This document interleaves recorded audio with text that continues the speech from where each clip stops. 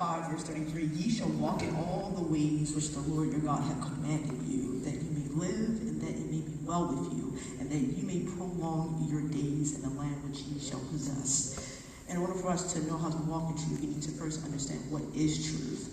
What we have experienced in our lives, and along with worldviews that encourages us to live in our truth, quotation marks, that is subjective with personal opinions and interpretations of reality.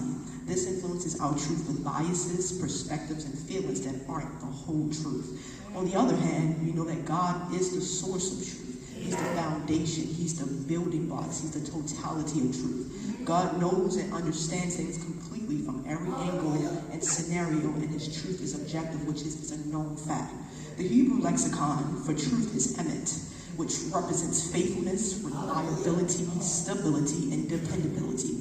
The letters of emet, E-M-M-E-T, corresponds to the first, the middle, and the last letters of the Hebrew alphabet.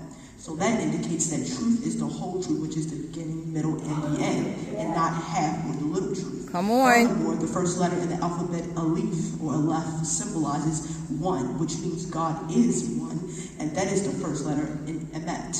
When you take away E-M from E-M-M-E-T, you are left with met, and that means death. Come so on. This definition tells us if we take away God from the truth, we are bound to death. Include God, we get the fullness of truth. Moreover, the root word for emet is aman, and that means to support and to make firm. So in context, in Deuteronomy, in this particular scripture, we know that back in Exodus chapter 20, that God told Moses to tell the Israelites to follow these commandments, as the brother said before me.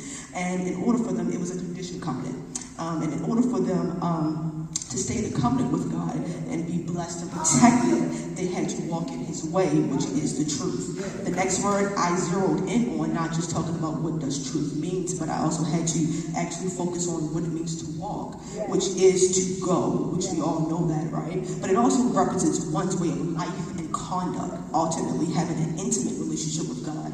One important part of this definition that I love is that when we walk towards God in truth, there should be an advanced, steady step.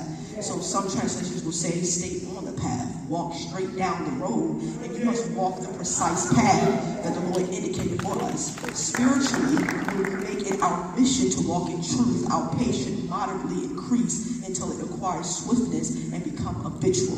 When we do not walk in God's truth, evil negativity pursues us. You better talk. Held in bondage, shame, and guilt. When we walk in the truth of God's goodness, we get goodness and mercy that follows us and is already before us. And we know that if we go according to God's truth, that it will set us free. So in my conclusion, walk